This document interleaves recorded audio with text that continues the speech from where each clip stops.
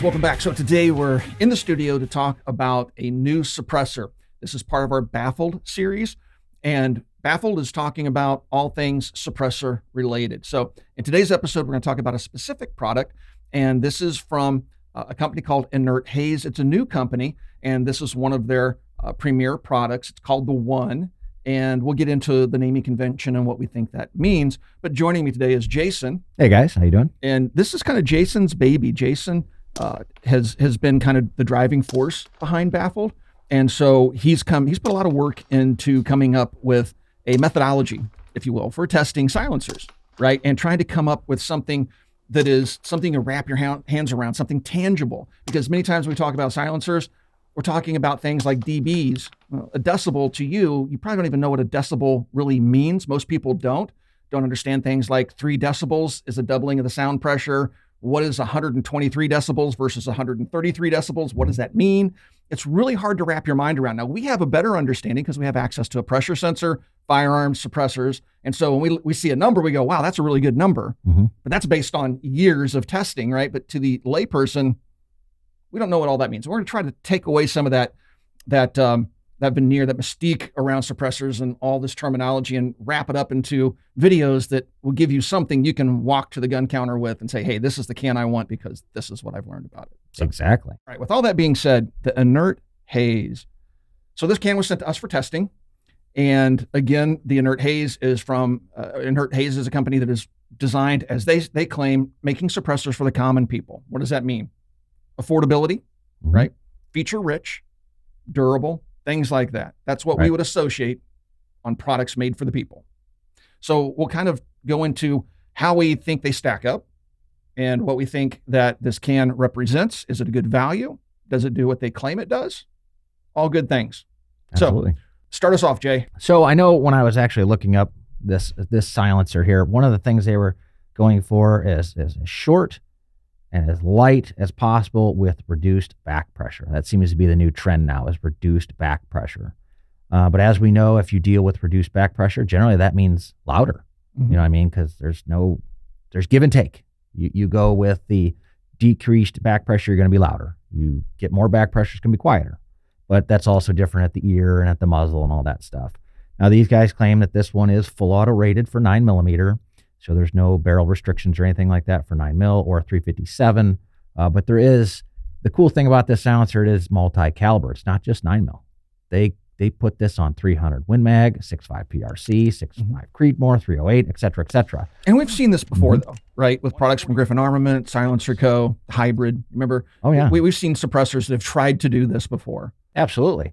And what allows them to do that is they are using the industry standard 1.375 threading on this. So you can do the hub mounting. So Griffin's like Plan A, the ASR Bravo mount, or Silencer Co. Bravo mount, all the different companies that make different muzzle devices, you can put the adapter on this to run their muzzle devices.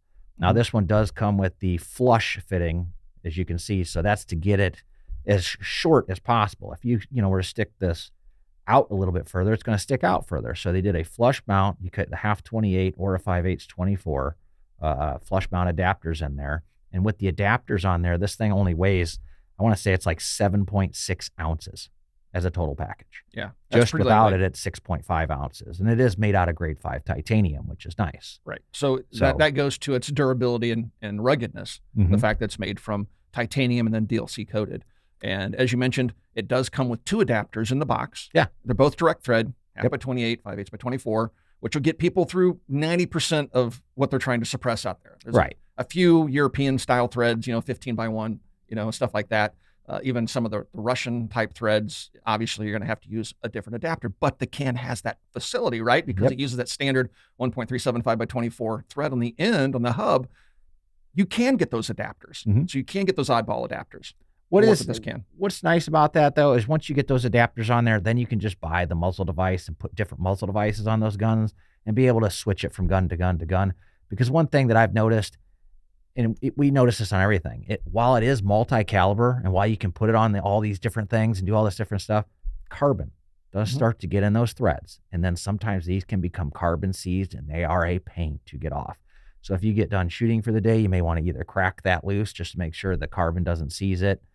or go with that hub of the mount of your choice, whether that's silencer coil, whatever it is, and then just buy muzzle devices. Yeah. And so go that route. So there is something on that. And one of the cool things that I find, at least with this can, is they had this lifetime warranty on there, where you do get a lifetime warranty of the silencer, but if for some reason, they had to replace the silencer, they will pay your tax stamp and your wait time. Yeah, we're not sure what that means. We'll pay your wait time. That was something that they told us. Not sure what that means. Probably need some clarification around that. But the fact that they'll cover your tax stamp, you don't see that type of warranty too often in the suppressor world. Right. There'll be lifetime warranties, but if the can has to be replaced, you're on the hook for the tax. Right. The tag. You're on the hook for the tax. And then, of course, again, the claim that they'll pay your wait time. I'm not sure what that means, but right. Very interesting.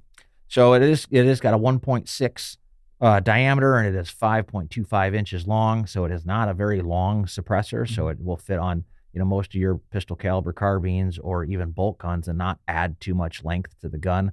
Because as we know, once you get a 16-inch barrel on there, once you add this, now you've increased the length of the gun all the way up to a 20-inch or past AR-15.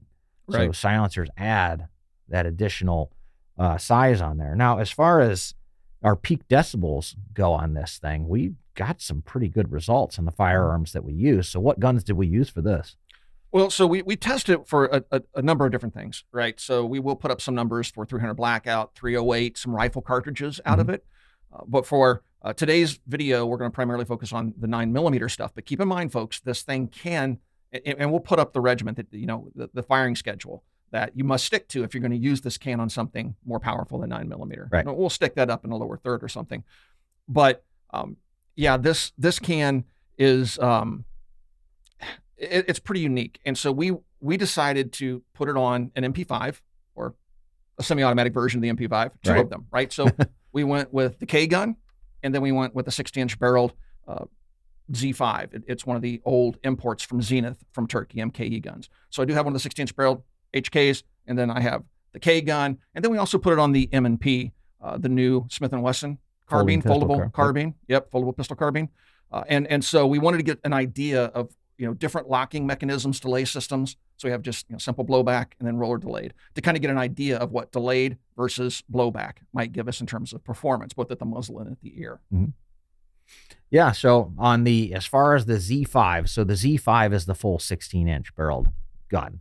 And this will be on the left side of the muzzle. So the 1.6 up, 1 meter left so an average using Federal 147 grade and some subsonic ammunition, we had an average of 123.4.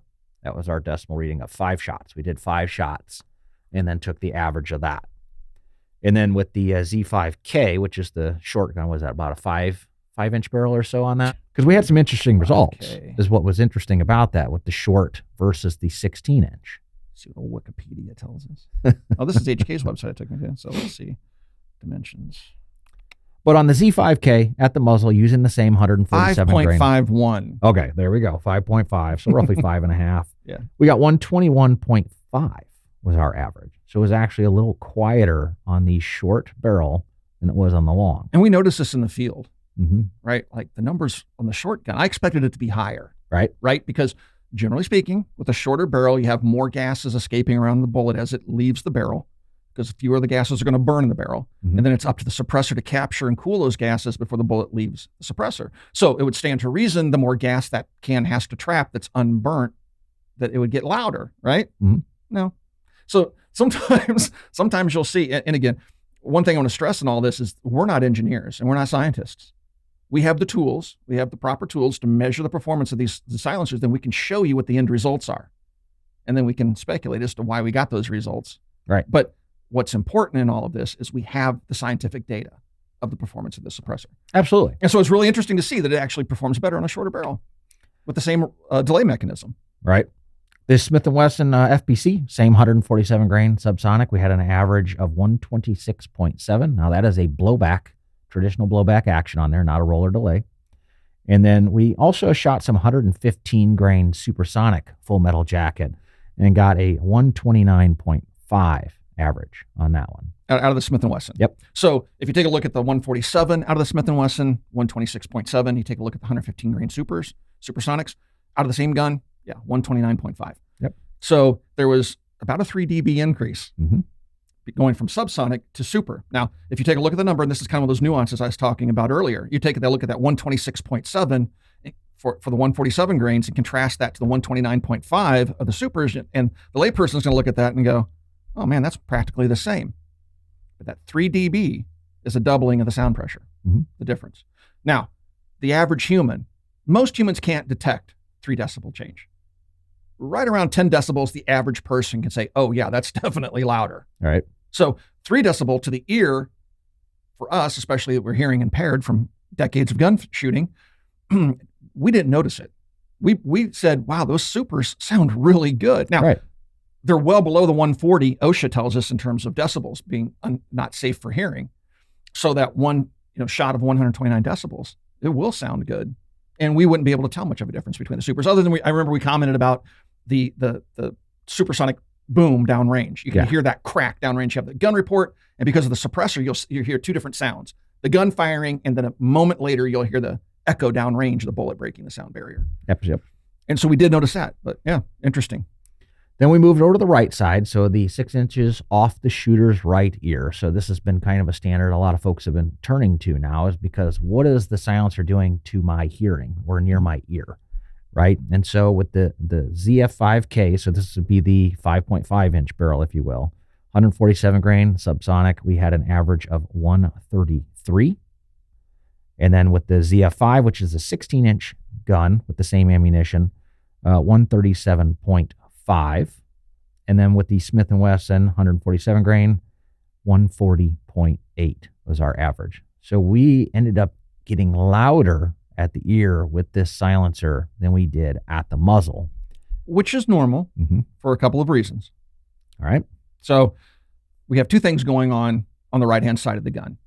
On a self-loading firearm, like the ones that we're using for this testing, we have the action moving, right? So you have that pressure sensor. We get on the gun, we put it in a mount, and then get on the gun like we're going to shoot it, and we move the pressure sensor and measure it 6 inches off the ear. So even if you see me take my head away from the gun and shoot it, that pressure sensor is in the exact same spot, which would be about 6 inches off the shooter's right ear, which is the U.S. government's new standard that they developed during the CSAS program.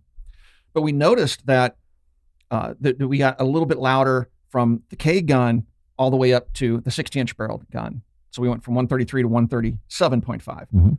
And the other thing we have going on, I should also mention, is that we have the action of the gun, and then we also have that back pressure. This is where back pressure becomes an issue. The more back pressure you have, the more gas is going to come back down the barrel. It's going to escape. Hot gases are going to escape from the ejection port on the right-hand side of the gun. When those hot gases hit cool air, you get a secondary crack. You get a boom. You get what we call a port pop, right?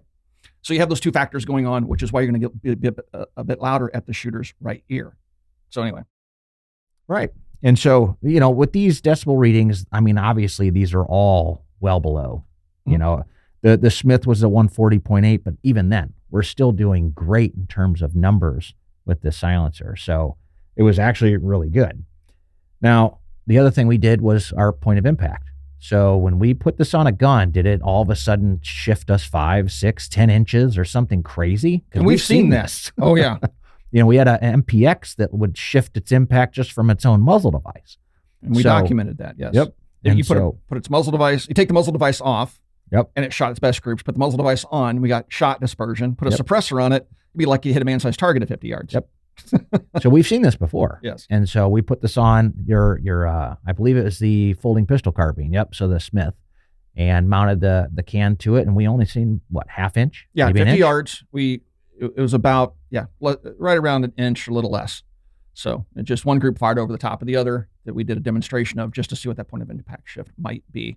Now, I know with most rifle suppressors, like let's take Huxworks, for example. Like they have a standard. They test all of their suppressors. We've been there when they've done this. They showed us the process. They take every single new suppressor out, put it on a gun, test fire it to make sure it works, but they also measure point of impact shift. Mm-hmm. And it's consistent. And what was really interesting is every single one of the cans that they tested that afternoon, with and without the suppressor, you got a 1-inch shift with the suppressor on downward at 100 yards, 1-inch shift. So that's pretty impressive. And that's what most of these suppressor manufacturers like Surefire and stuff are going for. Right. And I've seen this. Shift. I've tested a lot of 5.56 silencers recently, and that was basically what I would have, is I would have a downward shift because I'm adding the weight to the barrel, which would cause that shift to generally take place. This is 5 rounds with and without the suppressor on the M&P 9mm. And the first 5-shot group is right here. And the second 5-shot group is right here. So maybe an inch of impact shift with the 5-shot groups at 50 yards.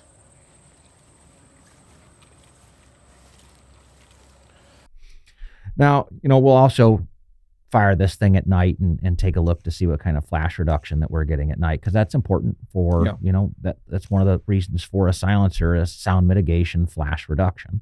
Right. So that's one of the things that we measure as well. But while you were shooting this, did you notice any gas blasting you in the face, or your eyes watering, or recoil increase so much that it was, possibly? No, so no on the recoil, but we're dealing with a 9mm, so that's not surprising. Right. The gas to the face. Now, roller delay systems like the MP5, if you got a lot of back pressure, you'll get stuff spitting out of the ejection port. You'll feel hit you in the face, right? Didn't get any of that, and it didn't get any gas in the face. But that can be very subjective.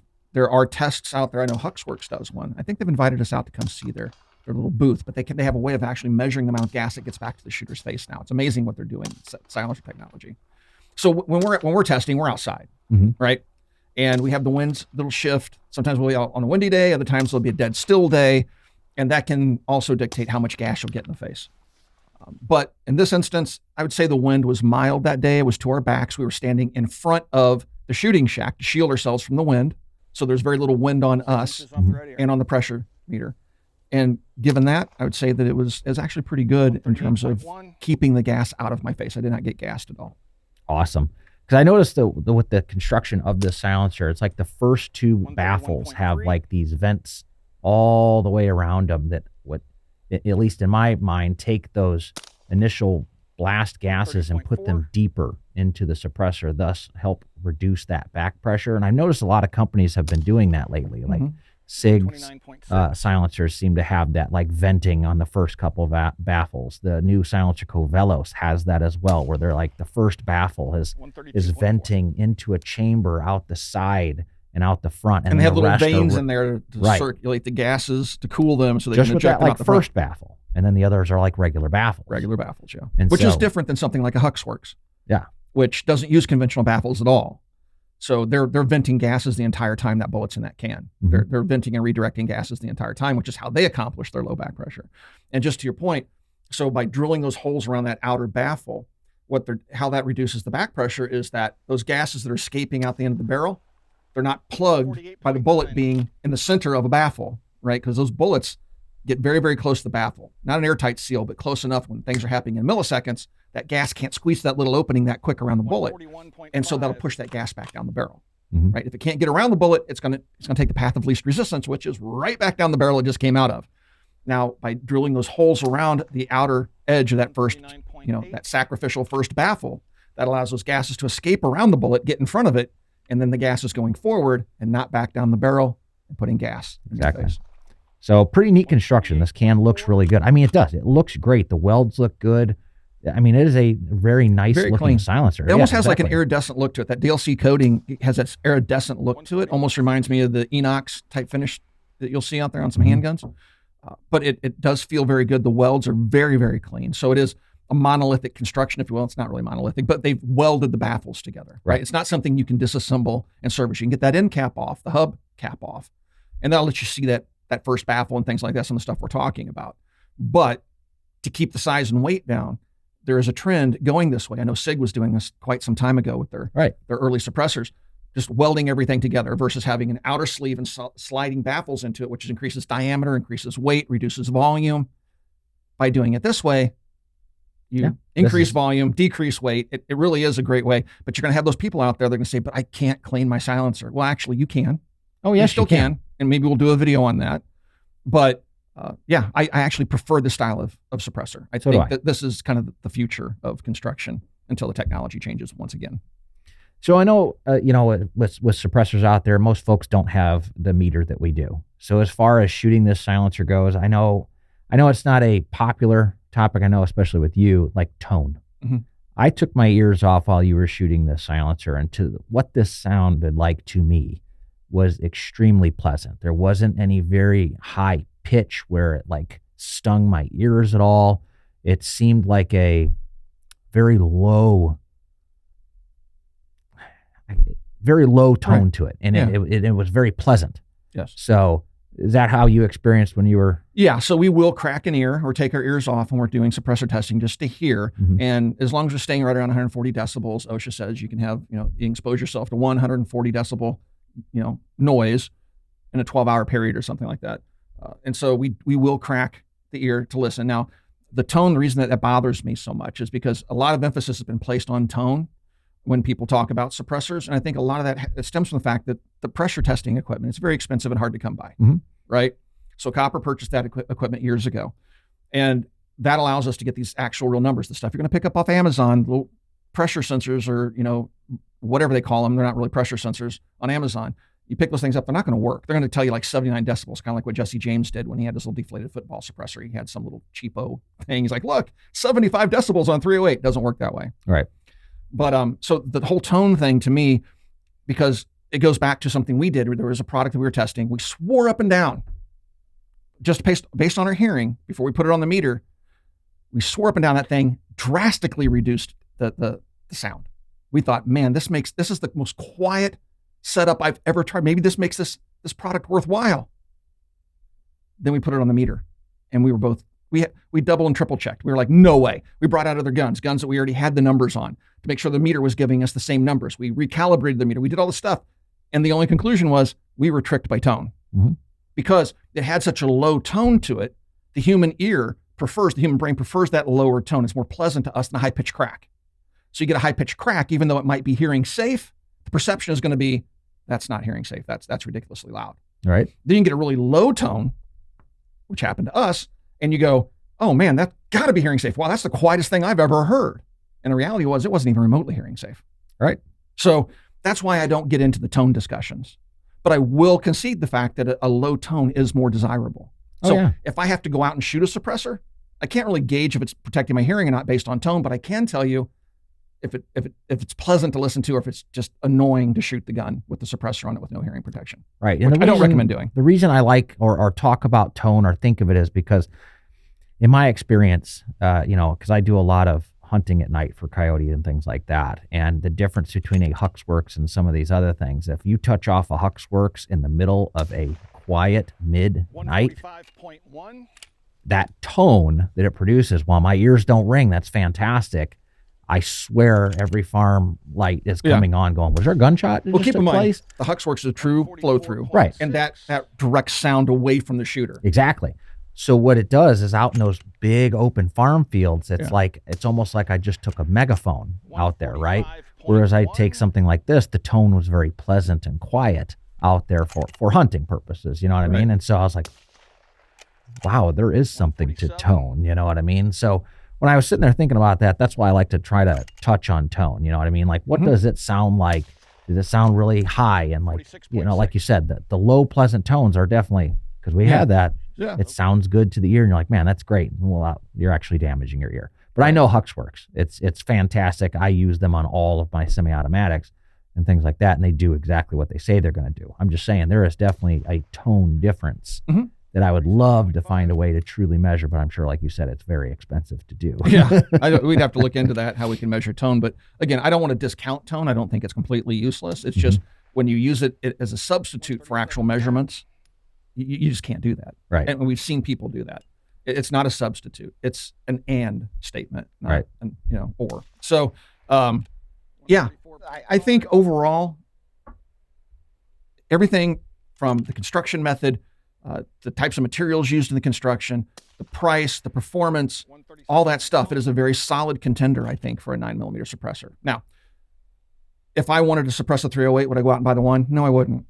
But if I have a 9mm, that's what I shoot primarily. And I think, you know what, I'm going to throw a can on my 308 for deer season this year. Perfect candidate for that. Yeah. And I believe these guys are also working on making dedicated 30 cal suppressors. I'm sure they are going to make other suppressors, but this particular one that they have for us, the one, if you will, is pretty cool. Yeah. And it doesn't come with a booster in the box or anything like that. So putting it on a handgun isn't going to work. Now you might find some, fixed barreled handguns and stuff like that that'll work fine with. But we don't have a booster. They didn't supply one in the box. We did not test it on a handgun. Chances are there's probably a company out there that makes a 1.375 booster assembly. You could put a silencer co-booster assembly in there, something like that, right? It's just we didn't test it that way because it did not come in the box. Yep. So I just wanted to make sure that people understand that. Yes, you can use this on a handgun. Yep. Perfectly fine. You just going to need to put that Nielsen device in there. So with all things said, is there any final thoughts you want to share on the Inert Haze ONE? Other than that, no, I was pretty impressed with it. I like it. I like its weight, its size, its appearance.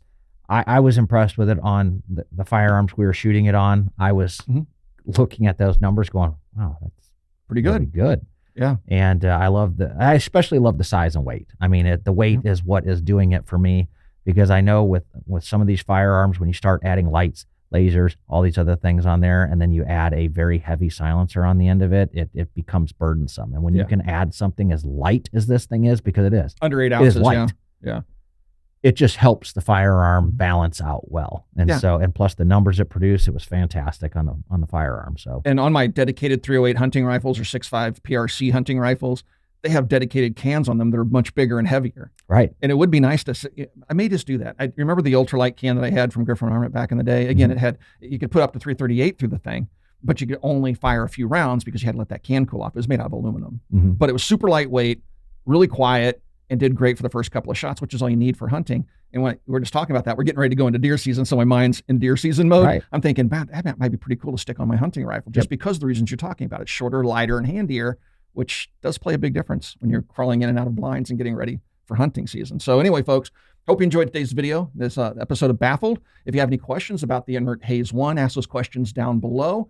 We cannot link to their website because of YouTube policies, but it can be difficult finding them. Search for Inert Haze ONE, and you should be able to find them online. If you have any questions, again, ask those questions down below. If you'd like to support us here at the Military Arms Channel so we can continue to bring you content like this, consider becoming part of a Patreon family. There is a link in the video description below. Also, right here on YouTube, you got the thanks and join buttons right underneath the video player you're watching right now. Mash either one of those buttons, and you can help support us right here on YouTube in the age of demonetization. Last but not least, please swing by and check out Copper Custom, who we'd like to thank for today's video. And we'll talk to you guys soon. Take care, guys.